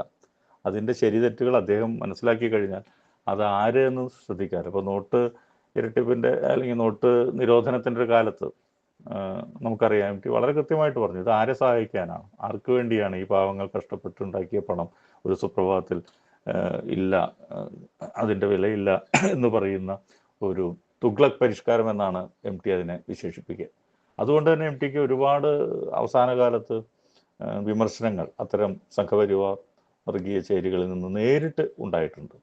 അദ്ദേഹം അമ്പലത്തിൽ തൊഴുതുപോയി നിൽക്കുന്ന ചിത്രം പ്രദർശിപ്പിച്ചിട്ട് ഇയാളൊരു വർഗീയവാദിയാണ്, മതവിശ്വാസിയാണ് എന്ന് പറയാൻ ശ്രമിച്ചിട്ടുണ്ട്. അതിൽ എം ടി കൂസാറില്ല. എം ടി യുക്തിവാദികളുടെ സമ്മേളനത്തിൽ പോയിട്ടാണ് പറഞ്ഞിട്ടുള്ളത്, ലോകത്ത് ഏത് ദൈവമില്ലെന്ന് പറഞ്ഞാലും ഞാൻ വിശ്വസിക്കും, പക്ഷേ എൻ്റെ കൊടികുന്നലത്തമ്മ അദ്ദേഹത്തിൻ്റെ നാട്ടുമ്പുറത്തെ ഗ്രാമത്തിലെ ആ ചെറിയ പ്രതിഷ്ഠ ഇല്ല. അതൊരു ജീവിത സംസ്കാരത്തിൻ്റെയും എന്താ പറയുക, ഒരു വിശ്വാസത്തിൻ്റെയും ഭാഗമാണ്. അത് അത്രമാത്രം നിഷ്കളങ്കമാണ്. അത് ഒരു കർഷക മനസ്സ് പോലെ തന്നെ സ്ഫടിക സമാനമായ ഒരു നന്മയുടെ തരളിതമായ ഒരു ഭാവമാണ് അദ്ദേഹത്തെ സംബന്ധിച്ച് ഇത്തരത്തിലുള്ള വിശ്വാസം. അല്ലാണ്ട് ഭക്തി ഒരു കാട്ടിക്കൂട്ടലോ അല്ലെങ്കിൽ മനുഷ്യനെ അടുപ്പിക്കാനുള്ള ഒരു ഉപായമോ അല്ലെങ്കിൽ എന്താ പറയുക, സമൂഹത്തിൽ പൊള്ളയായിട്ടുള്ള പൊങ്ങച്ചത്തിനുള്ള ഒരു വഴിയോ ആയിട്ട് അദ്ദേഹം അതിനെ കണ്ടിട്ടില്ല. വളരെ നിർമ്മലനായൊരു മനുഷ്യൻ്റെ മറ്റ് അഭയങ്ങളൊന്നുമില്ലാതെ ഏകാഗിയായി പോകുന്ന, ഒറ്റപ്പെടുന്ന, തോൽക്കപ്പെടുന്ന, അല്ലെങ്കിൽ സ്നേഹം അല്ലെങ്കിൽ നന്മകളൊക്കെ എന്നും പ്രത്യാശിക്കുന്ന ഒരു മനുഷ്യൻ്റെ ഏകാഗിയായ ഒരു കൈകൂപ്പൽ, ഒരു പ്രാർത്ഥനയിൽ ഒരു നാട്ടുംപുറത്തുകാരൻ്റെ ഗ്രാമീണ മനസ്സാണ് അവിടെ കാണുന്നത്. അത് തരത്തിലുള്ള വർഗീയതയുടെയോ മതവൈര്യത്തിൻ്റെതായിട്ടുള്ള ചേരിതിരിവല്ല എന്നും മലയാളി മനസ്സിലാക്കേണ്ടതുണ്ടെന്ന് ഈ സന്ദർഭത്തിൽ തോന്നുന്നു. എം ടിയുടെ നേരത്തെ പറഞ്ഞ വായനയെ പറ്റി തന്നെയാണ്. അദ്ദേഹം അവനവനെ തന്നെ നിമിഷം മാറ്റിപ്പണിയാൻ, നവീകരിക്കാൻ ഒരു വലിയ ശ്രമം ഭാരിച്ച ഉത്തരവാദിത്തമുണ്ടെന്ന് വിശ്വസിച്ചിരുന്നൊരു എഴുത്തുകാരനാണ്. അല്ലാണ്ട് എഴുതി ആളുകൾക്ക് അംഗീകാരം കിട്ടി, ആളുകൾ വായിക്കാൻ തുടങ്ങി, ഇനി എന്നാൽ അതേ പാറ്റേണിൽ തന്നെ എഴുതുക, അതേ രീതിയിൽ തന്നെ കുറേ മുന്നേറുക എന്ന രീതിയായിരുന്നില്ല. അത് വളരെ സൂക്ഷ്മമായിട്ട് എം ടിയുടെ കഥകളെ പരിശോധിക്കുമെന്ന് നമുക്കറിയാം. അവസാന കാലത്ത് എഴുതിയിട്ടുള്ള ഒരുപാടെണ്ണം എണ്ണി പറയാനുണ്ട്.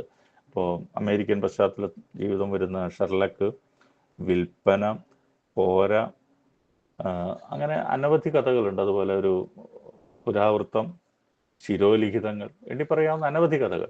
ഇതിലെല്ലാം തന്നെ നമുക്ക് നോക്കുമ്പോൾ പഴയ കാല എം ടി കഥാപാത്രങ്ങളല്ല ഈ കഥകളിലൊന്നും. അത് പുതിയ ജീവിതത്തിൻ്റെയും മാറുന്ന ലോക സാഹചര്യങ്ങളുടെയും നഗരവൽക്കരണത്തിൻ്റെയും ഒക്കെ ഭാഗമായിട്ട് രൂപീകരിക്കുന്ന ഒരു മനുഷ്യാനുഭവം അല്ലെങ്കിൽ ആഭിമുഖ്യം അതിൽ വന്ന് നിറയുകയാണ്. അപ്പോൾ ഷെർലക്കൊക്കെ അതിൻ്റെ കൃത്യമായ ഉദാഹരണമാണ്. ഞാൻ ഓരോ കഥയും എടുത്ത് വിശദീകരിക്കാൻ ഉദ്ദേശിക്കുന്നില്ല. വിൽപ്പന അതിലേറെ മഹത്തായ ഒരു കമ്പോളവൽകൃതമായി പോകുന്ന ജീവിത വ്യവസ്ഥയിൽ എന്തും വിൽക്കപ്പെടുന്ന, എപ്പോഴും തുറന്നു വയ്ക്കപ്പെടുന്ന ഒരു സമൂഹമായിട്ട് ഇതിലെ പ്രധാന കഥാപാത്രം മിസ്സിസ് മെരേക്കർ കടന്നു വരുന്നുണ്ട്.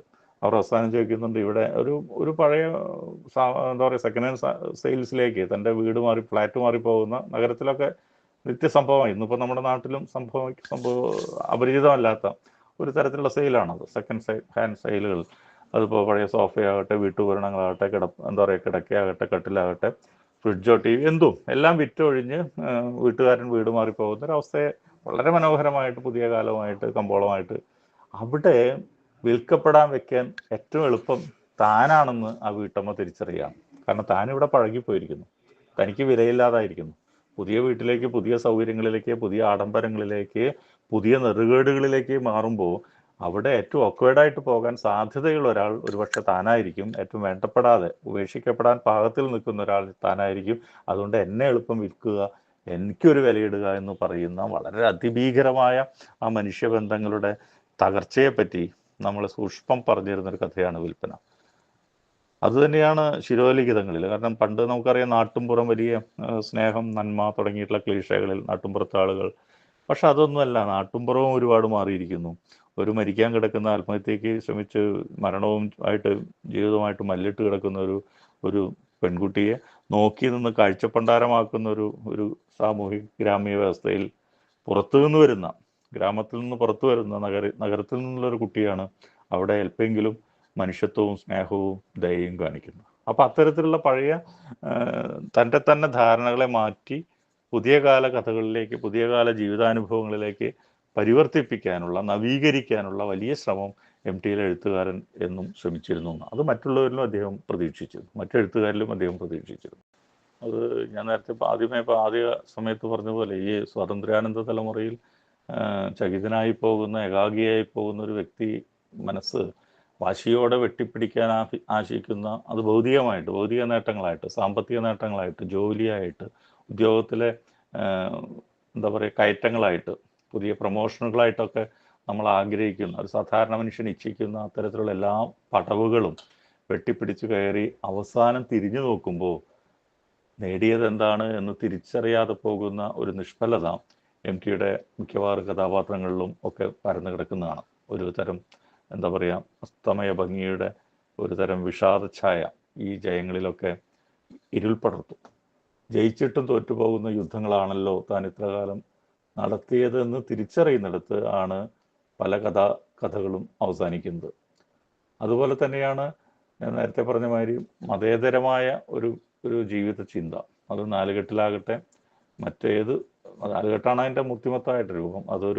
ഒരു വസ്തു ശില്പത്തിൻ്റെ മാതൃക മാത്രമല്ല, അടഞ്ഞ മനസ്സുകളുടെ കൂടി വെളിച്ചം കിടക്കാത്ത ഒരു സങ്കല്പമാണ്, രൂപകമായിട്ടാണ് എം ടി നോവലുകളിൽ, കഥകളിലൊക്കെ. അത് നാലുകെട്ട് നോവലിൽ മാത്രമല്ല, മറ്റെഴുത്തുകളിലൊക്കെ. ഇപ്പോൾ കാലത്തിലും അത്തരത്തിലുള്ളൊരു ചിരപുരാതനമായൊരു വീടും നാലുകെട്ടും വരുന്നുണ്ട്, മറ്റു നോവലുകളിൽ വരുന്നുണ്ട്, അസുരവിത്തിൽ വരുന്നുണ്ട്.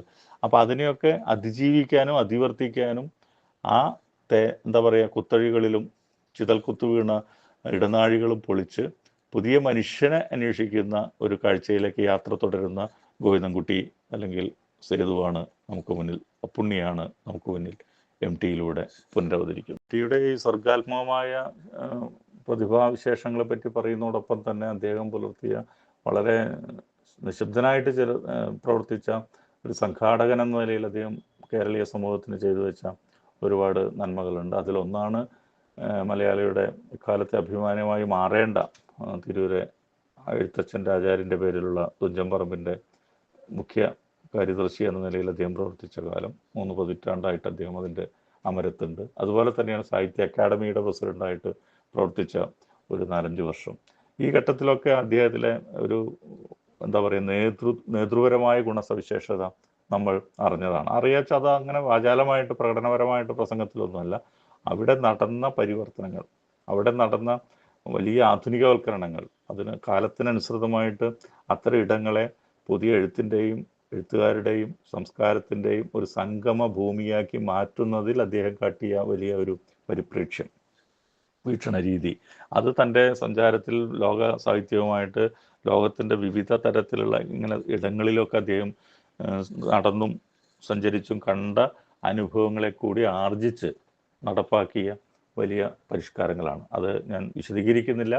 ഒരു എന്താ പറയുക, ചുരുക്കത്തലപ്പ കൊണ്ട് ചേകോവൻ്റെ തലയെരിഞ്ഞതുപോലെ ഒരു പുരികത്തൽപ്പമുണ്ട്. ഒരു പുരികത്തിൻ്റെ ഒരു ചുളിവ് കൊണ്ടോ നോട്ടം കൊണ്ടോ ഭാവപകർച്ച കൊണ്ടോ അദ്ദേഹം തൻ്റെ സഹപ്രവർത്തകരെ നയിക്കുകയും സഹപ്രവർത്തകർക്ക് ആവശ്യമായ സന്ദേശങ്ങൾ കൈമാറുകയും ചെയ്യാൻ പ്രാപ്തിയുള്ള, അദ്ദേഹം മറ്റുള്ളവരെ കേൾക്കാൻ, മറ്റുള്ളവർ പറയുന്നത് വളരെ സസൂക്ഷ്മമായിട്ട് ശ്രദ്ധിച്ചിരുന്ന ഒരു എന്താ പറയുക, നേതൃവര്യനായിരുന്നു അക്കാര്യത്തിൽ. മറ്റുള്ളവരെ അവഗണിക്കുകയല്ല, വളരെ ജനാധിപത്യപരമായി ഏറ്റവും സാധാരണമായിട്ടുള്ള, ഏറ്റവും എന്താ പറയുക, അവിടെയുള്ള ഏറ്റവും താഴെത്തട്ടിലെ ഒരാൾ പോലും പറയുന്ന കാര്യങ്ങളെ കേൾക്കാനും അത് ഇതിലേക്ക് കൂട്ടിച്ചേർക്കാനുണ്ടോ ഉണ്ടെങ്കിൽ അതും ഉൾക്കൊള്ളാൻ ഒരു മടിയും കാണിക്കാത്ത തരത്തിലുള്ള ഒരു ജനാധിപത്യ ബോധവും എം ടി പുലർത്തിയിരുന്നു. അത് എടുത്തു പറയേണ്ടതാണ്. സംഘാടകനായിട്ട് പ്രവർത്തിച്ച എം ടിയെ ഒരുപക്ഷെ ഏറ്റവും അവസാനമാണ് നമ്മൾ പറയാറ്. കാരണം അദ്ദേഹത്തിൻ്റെ മറ്റു മേഖലകൾ പറഞ്ഞു വരുമ്പോഴേക്കും ഇതിലത്ര സമയമോ അല്ലെങ്കിൽ ഫോക്കസോ കിട്ടാതെ പോകാറുണ്ട്. രാജ്യത്തിന് അതൊന്നും അദ്ദേഹത്തിന് ലഭിക്കാത്ത അംഗീകാരങ്ങളും പുരസ്കാരങ്ങളൊന്നുമില്ല. കാരണം 1996 തന്നെ ഏറ്റവും ഇന്ത്യയുടെ പരമോന്നത സാഹിത്യ പുരസ്കാരം ജ്ഞാനപീഠം, പിന്നെ പത്മഭൂഷൺ, കേരള സാഹിത്യ അക്കാദമിയുടെ വിശിഷ്ടാംഗത്വം, കേന്ദ്ര സാഹിത്യ അക്കാദമിയുടെ പുരസ്കാരം എന്നുവേണ്ട കേരളത്തിലെ തന്നെ എഴുത്തച്ഛൻ പുരസ്കാരം, വള്ളത്തോൾ, വയലാർ അവാർഡ്, ഇങ്ങനെ തന്നെ എത്രയോ പുരസ്കാരങ്ങൾ, ദേശാഭിമാനി, മാതൃഭൂമി തുടങ്ങിയിട്ടുള്ള പത്രസ്ഥാപനങ്ങൾ കൊടുത്ത അവരുടെ പുരസ്കാരങ്ങൾ, ഇങ്ങനെ ചെറുതും വലുതും വിശ്വോത്തരവുമായിട്ടുള്ള പുരസ്കാരങ്ങളുടെ അതിസമൃദ്ധിയിലാണ് എം ടി തൻ്റെ എഴുത്ത് ജീവിതം ആഘോഷിച്ചതെന്ന് നമുക്കൊക്കെ അറിയാം. പക്ഷേ ഏത് പുരസ്കാരം കിട്ടുമ്പോഴും അദ്ദേഹം വലിയ ആഘോഷങ്ങളോ വലിയ സന്തോഷങ്ങളിലേക്കോ പോകാറില്ല. കാരണം അതിനെ അദ്ദേഹം കണ്ടിരുന്ന ഒരു കാഴ്ചപ്പാട് വളരെ സ്വകാര്യമായിട്ടും നമുക്കറിയാം. അദ്ദേഹത്തിൻ്റെ പുരസ്കാര ലബ്ധിയിലൊക്കെ നാട്ടുകാർ ആഘോഷിക്കുന്നു, സുഹൃത്തുക്കൾ സ്വീകരണങ്ങൾ ഒരുക്കുന്നു. നിർബന്ധിക്കപ്പെടുമ്പോൾ മാത്രം ഒഴിവാക്കാൻ കഴിയില്ല എന്ന ചില സദസ്സുകളിൽ മാത്രം അദ്ദേഹം പോകാറുണ്ട്. പുരസ്കാരങ്ങളെ അദ്ദേഹം കാണുന്നത് ഇത് എഴുത്തുകാരനുള്ള എല്ലാവരും പറയുന്ന ഒരു വാധേയം പോലെ നാളത്തെ യാത്ര തുടരാൻ, ഇനിയും എഴുത്തിൻ്റെ വഴികളിലൂടെ സഞ്ചരിക്കാൻ കിട്ടുന്ന ദക്ഷിണകളാണ്. അതിൻ്റെ തണുപ്പിൽ, അതിൻ്റെ ആശ്വാസത്തിൽ, അതിൻ്റെ സന്തോഷത്തിൽ നമ്മൾ മതിമറന്നു പോയാൽ അവിടെ തീർന്നു എഴുത്ത് എന്ന് പറയുന്ന വളരെ ഉജ്ജ്വലമായ ഒരു വീക്ഷണം ഏത് പുരസ്കാരത്തെ പറ്റിയും എം ടിക്കുണ്ടായിരുന്നു. അത് കൂടുതൽ പോപ്പുലാരിറ്റിക്ക്, കൂടുതൽ ജനകീയതയ്ക്ക്, കൂടുതൽ വായനക്കാരിലേക്ക്, കൂടുതൽ തൻ്റെ സാഹിത്യകൃതികളെ മറ്റുള്ളവരിലേക്ക് പരിചയപ്പെടുത്താൻ ഉപകരിക്കുന്ന ഒരു അത്താണി, ഒരു പാലം എന്നതിൽ കവിഞ്ഞ് അത് തൻ്റെ തന്നെ വലിയ അംഗീകാരത്തിൻ്റെ, അഹംഭാവത്തിൻ്റെ മാതൃകയായിട്ട്, കിരീടങ്ങളായിട്ട് മാറിയാൽ അവിടെ എഴുത്തുകാരൻ ഇല്ലാതാവുകയും എഴുത്തുകാരൻ നശിക്കുകയും തുടർന്നുള്ള ജീവിതം മരുപ്പറമ്പ് പോലെ ശൂന്യമായി പോവുകയും ചെയ്യും എന്ന നല്ല ബോധ്യം എം ടിക്ക് ഉണ്ടായിരുന്നു. അതുകൊണ്ടാണ് ജ്ഞാനപീഠത്തിന് ശേഷവും അദ്ദേഹത്തിന് എഴുത്തിൻ്റെ മാർഗങ്ങളെപ്പറ്റിയും അന്വേഷിക്കാനും എഴുതാനൊക്കെയുള്ള ഒരു ത്വര നിലനിർത്താൻ കഴിഞ്ഞത്. ഇനിയും എഴുതി തീർക്കാൻ ആഗ്രഹിച്ചിരുന്ന ഒരു നോവൽ മനസ്സിൽ വെച്ചുകൊണ്ടാണ് എം ടി മടങ്ങിയത്. കാരണം ഇപ്പോഴും അദ്ദേഹത്തിന് നാട്ടുംപുറവും ഗ്രാമവും മുഖ്യ പ്രമേയമായിട്ട് വരുന്ന ഒരു വലിയ കഥ വലിയ ക്യാൻവാസിൽ പറയണമെന്ന് എന്ന മോഹം പലപ്പോഴും അധികം സ്വകാര്യ സംഭാഷണങ്ങളിലും പരസ്യമായിട്ടൊക്കെ പറഞ്ഞിട്ടുണ്ട്, ചില അഭിമുഖങ്ങളിലൊക്കെ പറയാറുണ്ട്. അതുപോലെ തന്നെയാണ് മറ്റൊരു സ്വകാര്യമായിട്ടൊരു വേദന അദ്ദേഹത്തെ സംബന്ധിച്ച്. രണ്ടാമൂഴം അദ്ദേഹത്തിൻ്റെ മാസ്റ്റർ ക്ലാസിക് കൃതി സിനിമയായില്ല എന്നൊരു വേദന. അതിനുവേണ്ടിയുള്ള എല്ലാ പ്രവർത്തനവും, എം ടി ചെയ്യേണ്ടതായിട്ടുള്ള എല്ലാ പ്രവർത്തനവും അദ്ദേഹം എഴുതി വെച്ചു. തിരക്കഥ പൂർണ്ണ എഴുതി അതിൻ്റെ ഇംഗ്ലീഷ് ട്രാൻസ്ലേഷൻ, അത് കാരണം മലയാളത്തിൽ മാത്രം അത് വന്നാൽ പോരാ, മറ്റുള്ളവർക്ക് കൂടി ലോക കാഴ്ചക്കാരിലേക്കും സിനിമയിലേക്കും കൂടി, അല്ലെങ്കിൽ ഇന്ത്യയുടെ തന്നെ ഇതര മേഖലകളിലുള്ളവർ അത് കാണണമെന്നുള്ള ആഗ്രഹമുണ്ട്. ഇംഗ്ലീഷും ഒരേ സമയം നിർമ്മിക്കാനായിരുന്നു ആദ്യത്തേക്കുള്ള ചില പ്രോജക്റ്റുകൾ. അതിനുവേണ്ടി ഇംഗ്ലീഷ് പരിഭാഷ തയ്യാറാക്കി. പക്ഷെ അത് പ്രാവർത്തികമായി ഒരു സിനിമയുടെ രൂപത്തിലേക്ക് മാറുന്നത് കാണാനുള്ള ഭാഗ്യം അദ്ദേഹത്തിന് ഉണ്ടായില്ല എന്നത് ഒരു സ്വകാര്യമായ അദ്ദേഹം പറഞ്ഞിരുന്ന ഒരു ദുഃഖമാണ്. ഒന്ന് രണ്ട് കാര്യം കൂടി പറഞ്ഞുകൊണ്ട് ഈ സംസാരം ഇവിടെ അവസാനിപ്പിക്കാമെന്ന് തോന്നുന്നു. മറ്റൊന്ന്, സാഹിത്യത്തോടൊപ്പം തന്നെ അദ്ദേഹം മുറുകി പിടിച്ചിരുന്ന ഒരു ആവശ്യവും ആവേശവുമാണ് മലയാള ഭാഷയോടുള്ള അദ്ദേഹത്തിൻ്റെ അപാരമായിട്ടുള്ള ഒരു സ്നേഹവാത്സല്യം. കാരണം ഈ ഭാഷയാണ് എൻ്റെ അമ്മ, ഈ ഭാഷയാണ് എൻ്റെ പ്രകൃതി, ഈ ഭാഷയില്ലെങ്കിൽ പിന്നെ ഞാനില്ല, എൻ്റെ ഒന്നുമില്ല എന്ന് തിരിച്ചറിഞ്ഞിരുന്ന എഴുത്തുകാരൻ്റെ ശാഠ്യം, അതിനോടുള്ള വളരെ എന്താ പറയുക ഉജ്ജ്വലമായിട്ടുള്ള ആദരവും സ്നേഹവും മലയാള ഭാഷയോട്, അത് ഭാവി തലമുറ, പുതിയ കുട്ടികൾ മലയാള ഭാഷയെ കൈയൊഴിയുന്നു, അവർ വേണ്ടത്ര അതിലേക്ക് പ്രാഗൽഭ്യമോ അല്ലെങ്കിൽ അതിൻ്റെ വിൽപ്പത്തിയോ അതിൻ്റെ അടിസ്ഥാനമോ ഒന്നും നേടുന്നില്ല എന്ന് പറയുന്ന യാഥാർത്ഥ്യവും അദ്ദേഹത്തെ ആശങ്കപ്പെടുത്തിയിരുന്നു. അതിൻ്റെ കാരണം അടിസ്ഥാനപരമായിട്ട് നമ്മുടെ പാഠ്യപദ്ധതിയിൽ സംഭവിക്കുന്ന അപജയങ്ങളാണ്. അത് മലയാളം പഠിച്ചില്ലെങ്കിലും ഇവിടെ ഒരു കുട്ടിക്ക് 10ാം ക്ലാസ് പാസ്സാകാൻ ഒരു തടസ്സവുമില്ല എന്ന് പറയുന്ന ഒരു നമ്മുടെ ചില സമീപനങ്ങളാണ്. അത് തമിഴ്നാട്ടിലായാലും ബംഗാളിലായാലും അടുത്തുള്ള കർണാടകയിലായാലും അത് സാധിക്കാത്തത് എന്തുകൊണ്ടാണ്? നമ്മൾ ഒരു ഭാഷാപരമായ ഒരു വലിയ അതിനോടുള്ള തികഞ്ഞ മൗലികവാദമല്ല, എല്ലാ ഭാഷകളെയും ഉദാരമായിട്ടും ഉൾക്കൊള്ളാനും സ്വീകരിക്കാനും കൊടുക്കാനും വാങ്ങാനുമൊക്കെ ആദാന പ്രദാനങ്ങളിലൂടെ തന്നെയാണ് ഏതൊരു ഭാഷയും, മലയാള ഭാഷ പ്രത്യേകിച്ചും സംസ്കൃതമായാലും തമിഴായാലും ഒക്കെ വളർന്നതും വികസിച്ചതും ഇന്നത്തെ രീതിയിൽ കെൽപ്പ് നേടിയതും എന്നൊക്കെ നമുക്കറിയാം. അത് മറന്നുകൊണ്ടല്ല, പക്ഷെ ഈ ഭാഷയാണ് തൻ്റെ അന്തസ്സ്, ഈ ഭാഷയാണ് തൻ്റെ രക്തം, ഈ ഭാഷയിലൂടെ ഓടുന്ന ജീവ ചൈതന്യമാണ് തൻ്റെ നിലനിൽപ്പ് എന്ന് തിരിച്ചറിയുന്നിടത്താണ് എഴുത്തുകാരൻ, സാഹിത്യകാരൻ മലയാള ഭാഷയോടുള്ള അവൻ്റെ ഉത്തരവാദിത്വം നിർവഹിക്കേണ്ടത് എന്നും എം ടി എപ്പോഴും പറഞ്ഞിരുന്നു. അത് സ്കൂൾ കുട്ടികൾ അക്ഷരമാല പഠിക്കുന്നത് തൊട്ട് നമ്മുടെ വലിയ ഉയർന്ന ക്ലാസ്സുകളിൽ മലയാളം ഐച്ഛികമായിട്ട് എടുത്ത് പഠിക്കുന്നവർ പുലർത്തേണ്ട ചില നിഷ്ഠകളും അതിൻ്റെ മാതൃകകളും വരെ അദ്ദേഹം പങ്കുവെക്കാറുണ്ടായിരുന്നു. റിസർച്ചാണ്, ഗവേഷണമാണെന്ന് പറഞ്ഞ് അപ്പുറവും ഇപ്പുറവും ചോദിച്ചാൽ എന്താണെന്ന് തിരിച്ചു ചോദിക്കുന്ന പുതിയ ഗവേഷണ രീതിയുടെ അന്തസാര ശൂന്യതയെപ്പറ്റി പോലും ഗവേഷകരും അതിൻ്റെ മാർഗദർശികളുമൊക്കെ അതിനോട് പുലർത്തുന്ന ചില വിലക്ഷണമായ ഉദാസീനതകളുമൊക്കെ എം ടി അലോസരപ്പെടുത്തിയിരുന്നു. അതുപോലെ നമ്മുടെ പത്രഭാഷയിൽ വരുന്ന വൈകല്യങ്ങൾ, ഇങ്ങനെ ഓരോ അണുവിലും സൂക്ഷ്മമായിട്ട് നിരീക്ഷിക്കുകയും ഭാഷയുടെ അന്തസ്സും അതിൻ്റെ അഭിമാനവും നിലനിർത്താനുള്ള ഒരു വലിയ യുദ്ധം, ഒരു വലിയ പോരാട്ടം എഴുത്തുകാരൻ എന്ന നിലയിൽ അടിസ്ഥാനപരമായിട്ട് പുലർത്തുകയും ചെയ്ത ഒരാളായിരുന്നു എം ടി എന്നും നമുക്കറിയാം. ഇന്ന് അധികാരമായാലും മറ്റു തരത്തിലുള്ള പുരസ്കാരങ്ങളായാലും മറ്റ് പ്രലോഭനങ്ങളായാലും ഒന്നിലേക്കും അടിതെറ്റി വീഴാതെ തൻ്റെ നിലപാടുകളിലും താൻ വിശ്വസിക്കുന്ന ബോധ്യങ്ങളിലും ഉറച്ചു നിൽക്കാൻ കാണിച്ച ഒരു അപാരമായ നട്ടല്, ഒരു ഒരു ത്രാണി, ഒരു കരുത്ത്, അതൊരു ഗ്രാമീണൻ്റെ നിഷ്കളങ്കമായ ഒരു ആവേശമായിരുന്നു എം ടിയിൽ. അത് തുറന്നു പറയാൻ അദ്ദേഹം മടിച്ചിരുന്നില്ല. ആ തുറന്നു പറച്ചിൽ പലരെയും അലോസരപ്പെടുത്തിയിട്ടുണ്ട്.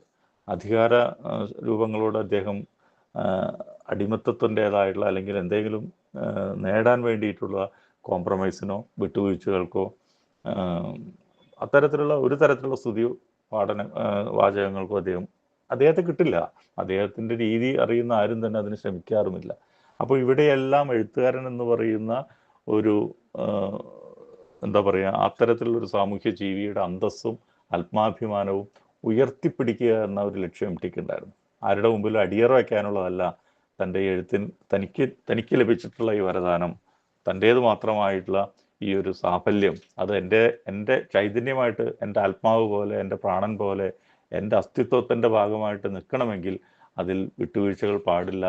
അത് അധികാരമാകട്ടെ, പദവികളാകട്ടെ, മറ്റു തരത്തിലുള്ള പ്രലോഭനങ്ങളാകട്ടെ, പണമാകട്ടെ, പ്രശസ്തിയാകട്ടെ, എന്തിനോടും ഒരു നിസ്സംഗത പുലർത്താൻ എം ടിയെ പ്രേരിപ്പിച്ചത് ഈ ഗ്രാമീണ മനസ്സിൻ്റെ നിഷ്കളങ്കമായ, നിഷ്കാമമായ ഒരു സ്നേഹ വിശ്വാസത്തിൽ അധിഷ്ഠിതമായ ബോധ്യം കൊണ്ടാണ്. അതിൽ വിട്ടുപോയ രണ്ട് ഭാഗം കൂടി ഒന്ന് പറയാൻ തോന്നി ഇപ്പോൾ എനിക്ക്. ഒന്ന്, വളരെ പേഴ്സണലായിട്ടുള്ളൊരു അദ്ദേഹം ഇല്ല എന്ന് അറിയുന്ന ഒരു അനുഭവം ഉണ്ടാക്കുന്ന ഒരു ശൂന്യതയാണ്, വലിയ ശൂന്യതയാണ് അത്. ഒരു മറ്റേത് എവിടെയോ അധികം ഉണ്ട്, എല്ലാം അറിയുന്നുണ്ട് എന്ന് പറയുന്നൊരു നമ്മുടെ ഒരു തിരിച്ചറിവ് നമുക്ക് തന്നിരുന്ന ഒരു കരുത്തും ഊർജവും വലുതായിരുന്നു. ഇനിയിപ്പോൾ അതില്ല, അങ്ങനെ ഒരു ആലമ്പല്ല. എഴുത്തിൽ ഒരു തുഴ നഷ്ടപ്പെട്ടു പോയൊരു തോണിക്കാരൻ്റെ അവസ്ഥ പോലെ ദിക്കറിയാതെ അങ്ങനെ. അത് വളരെ പേഴ്സണലാണ്, വളരെ സ്വകാര്യമാണ്. എന്നാലും അങ്ങനെ ഒരു അവസ്ഥയിലൂടെയാണ് ഒരുപക്ഷെ മലയാള വായനക്കാരും കുറച്ചു കാലമെങ്കിലും എം ടിയെ ശ്രദ്ധിക്കുകയും കേൾക്കുകയും ഒക്കെ ചെയ്തിരുന്ന ഒരു സമൂഹവും അനുഭവിക്കുക എന്ന് എനിക്ക് തോന്നുന്നു. അതിൽ മറ്റ് പോംവഴികളില്ല, നമ്മളത് അഭിമുഖീകരിച്ചേ പറ്റൂ. ആ ശൂന്യതയെ അദ്ദേഹത്തിൻ്റെ കഥയുടെ വലിയ പ്രപഞ്ചത്തിലൂടെ, പുനർവായനയിലൂടെ മറികടക്കുക എന്നത് മാത്രമേ നമുക്ക് മുന്നിലുള്ള ഒരു പോംവഴി. അതിൻ്റെ ഭാഗങ്ങളായിട്ടാണ് ഇത്തരം അനുസ്മരണങ്ങളും അദ്ദേഹത്തെ പറ്റിയുള്ള ഓർമ്മകളൊക്കെ നമ്മൾ പങ്കുവയ്ക്കുന്നത്. മറ്റൊന്ന്, അദ്ദേഹം സൃഷ്ടിച്ച അനവധി കരുത്തുള്ള സ്ത്രീ കഥാപാത്രങ്ങളെ പറ്റി ഒന്നും പറയാതെ പോകുന്നത് ശരിയല്ല തോന്നി. കാരണം നായകനോടൊപ്പം തന്നെ ഒരുപക്ഷെ ചിലപ്പോഴൊക്കെ അതിനേക്കാൾ വെല്ലുന്ന തരത്തിലുള്ള സ്ത്രീ കഥാപാത്രങ്ങൾ, നായികമാർ അദ്ദേഹത്തിൻ്റെ കഥാപ്രപഞ്ചത്തിൽ എടുത്തു പറയാവുന്ന അനവധിയുണ്ട്. പലപ്പോഴും നായകരാൽ തിരസ്കരിക്കപ്പെടുന്ന, വഞ്ചിക്കപ്പെടുന്ന, ചതിക്കപ്പെടുന്ന, ഉപേക്ഷിക്കപ്പെടുന്നവരാണ് അവരൊക്കെ. ഇപ്പോൾ കാലത്തിലെ സുമിത്ര തന്നെ അതിൻ്റെ ഒരു വലിയ ഉദാഹരണമാണ്. ഒരു കാലത്ത് പ്രണയം കൊണ്ടും സ്നേഹം കൊണ്ടും അഭയം കൊടുത്തുമൊക്കെ സേതുവിനെ സംരക്ഷിച്ച സുമിത്ര പിന്നീട് കാലത്തിൻ്റെ മറ്റൊരു മറുകരയിൽ സേതുവിനെ കാണുന്നുണ്ട്. സേതു നേടാൻ ആശിച്ചതെല്ലാം, ഭൗതിക നേട്ടങ്ങളെല്ലാം വാശിയോടെ വെട്ടിപ്പിടിച്ച് തിരിച്ചു വരുമ്പോൾ സുമിത്രയെ കാണുന്ന ഒരു സന്ദർഭമുണ്ട് കാലത്തിൽ. അത് വായനക്കാരുടെ ഉള്ളിൽ എല്ലാം കാലത്ത് നിൽക്കുന്നൊരു മുഹൂർത്തമാണത്. അപ്പോൾ അയാൾ വിറച്ച് വെച്ച് പറയുന്നുണ്ട്, സുമിത്രയെ എനിക്ക് തന്നെ ഇഷ്ടമായിരുന്നു. സുമിത്ര അത് കേൾക്കുന്നില്ല. പകരം ഉണ്ടാകുന്ന ഒരു ചിരിയാണ്. ഏതാണ്ട് സന്യാസി ഭാവത്തിലാണ് അവരപ്പോൾ. ജട പിടിച്ച മുടി, അതിനനുസൃതമായ വേഷം, അലങ്കാരങ്ങളില്ല, പഴയ കൗമാരത്തിൻ്റെയോ താരുണ്യത്തിൻ്റെയോ ആകർഷണമില്ല. ആ സുമിത്ര പറയുന്ന വാക്കാണ് പിന്നെ പലപ്പോഴും എം ടിയെ കൊട്ടിയാണ്. സേതുവിന് എന്നും ഒരാളോട് ഇഷ്ടമുണ്ടായിരുന്നുള്ളൂ, സേതുവിനോട് മാത്രം. അത് ഒരു കാലത്തിൻ്റെ വളരെ വളരെ പതിഞ്ഞ ഒരു അടയാളമാണത്.